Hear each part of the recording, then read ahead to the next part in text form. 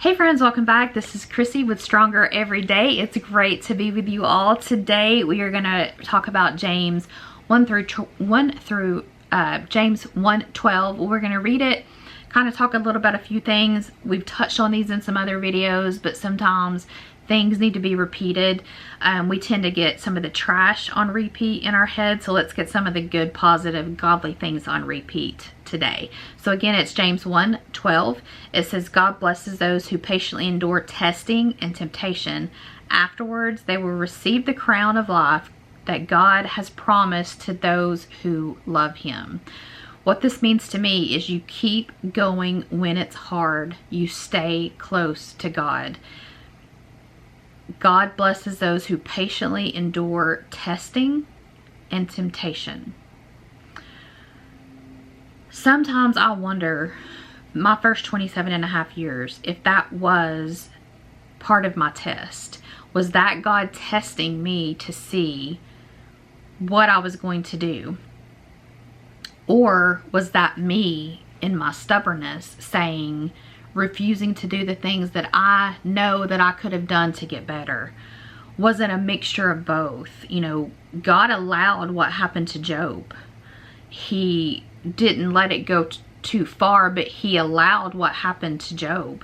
And so I wonder sometimes when we're being tested and tempted, is that God seeing where our faith is? And I think sometimes it's maybe twofold. So I think sometimes it is God seeing what we will do in times of hardship. Will we turn and run to him, or will we turn away from him? Also, sometimes I think it's the devil trying to get in our way. He can say, he knows. So like if you're turning from the devil and you're running to God, he's not just going to sit there and be like, okay, well, God won. No, it's ticking him off. And so sometimes the way I view it now when I'm being attacked is I'm excited about it, because I know I'm ticking the devil off. And so he's throwing everything he can at me to see if I will turn from God and go back to the mundane, everyday. Now, I was a Christian, but the mundane, everyday, not spending any time with God. Yes, I loved him, but I'll fit him into my schedule versus fitting the rest of the world into my schedule after I've had my time with God. So what helps, and what helps us get through those times of testing and temptation, number one, is prayer.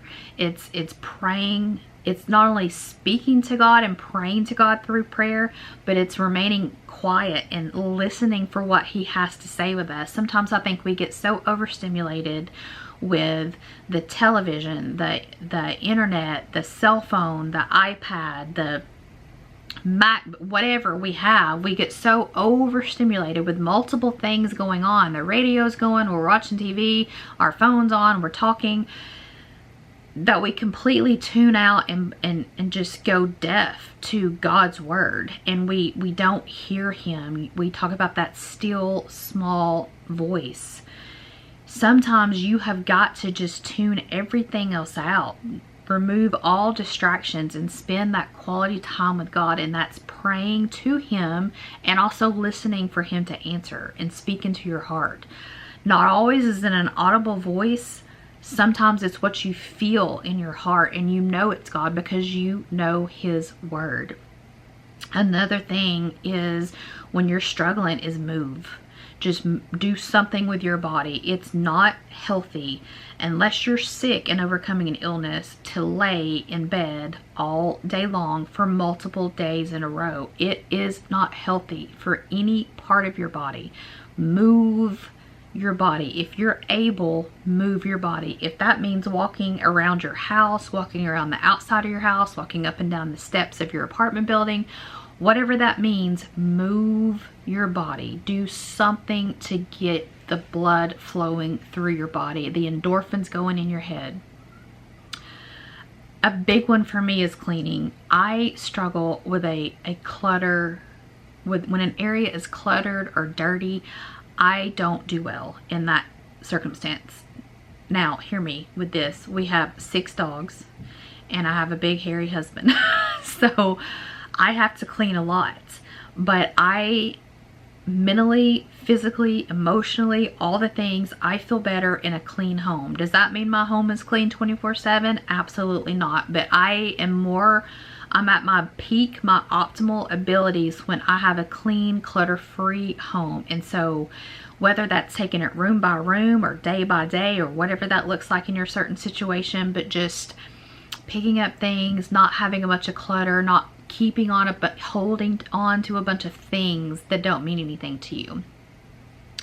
Another one, this is a huge one for me. I talk about this all the time, and it's routine.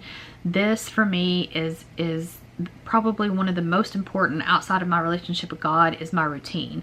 I like to have a routine where I don't have to think about it. It's not saying that days don't change and things don't happen, but the majority of my days are day in and day out routine. I get up at the same time, I go to bed at the same time, I you know, eat lunch at the same time, I wear the same thing. We wear uniforms to work, so I don't have to really even think about that. I am a creature of habit. I love routine. I am getting better at like situations happening that kind of change that routine, but I enjoy routine. If you don't, we all know what works best for us. Maybe you are someone who your body thrives on spontaneous things. Your body thrives on life's little interruptions where you have something planned and then somebody calls and says, hey, I need you for this.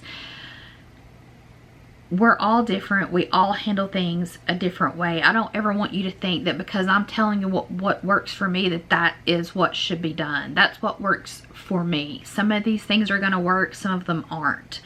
That's why I want part of this community, is so we can come on here and say, well, this is what works for me. So if you guys, you know, try this and then try that, or this is what happened here.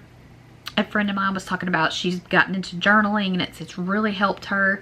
I have not gotten into that, but everybody I hear that talks about journaling loves it. It's not something that I've gotten into a habit of or a routine of, but it is something that I am thinking heavily on.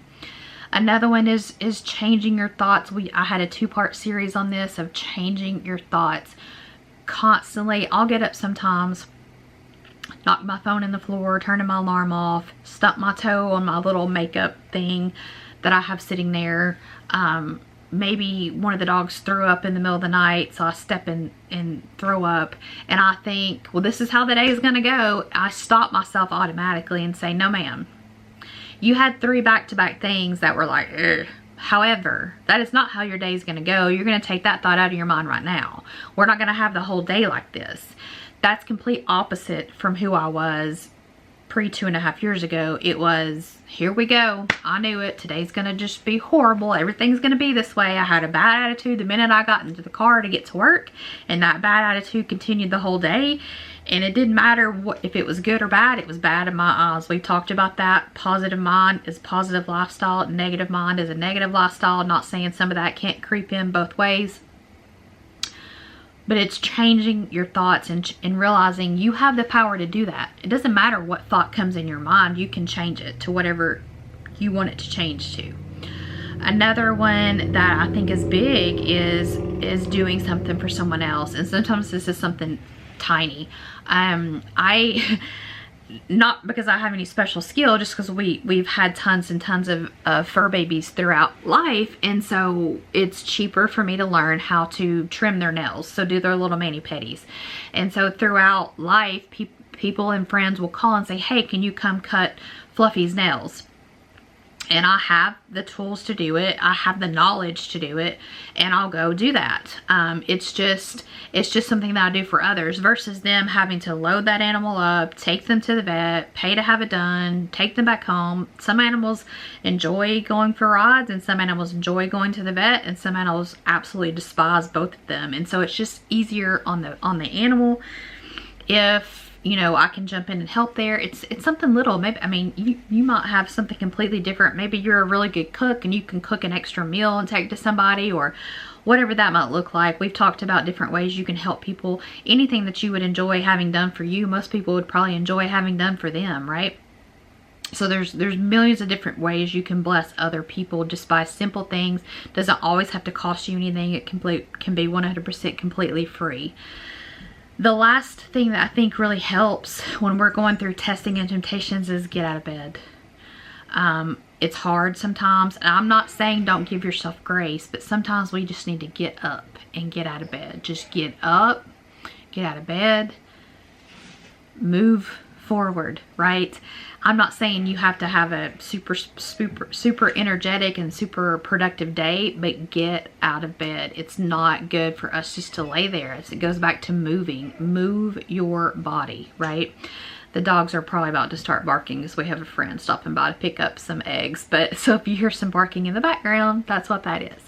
Anyway, so I really like this verse in James 1:12. Is it, you know, it's God's gonna bless those people who patiently endure testing and temptation. It says it in the Bible. He's gonna bless you. Now, does that mean he's gonna curse you if you don't do these things perfect every time? No. However, when you do them right, he's gonna bless you. And it's a learning process, right? You're not gonna pass and make 100 on every test. I joke that sometimes I have to take those tests 3, 4, 5, 6, 7 times before I pass it, but luckily God keeps letting you do retakes, right? Friends, I end every video this way. It's always my heart and hope that you feel this. God loves you. I love you. Your friends, your family love you. And we need you here. We'll see you in the next one, friends. Bye.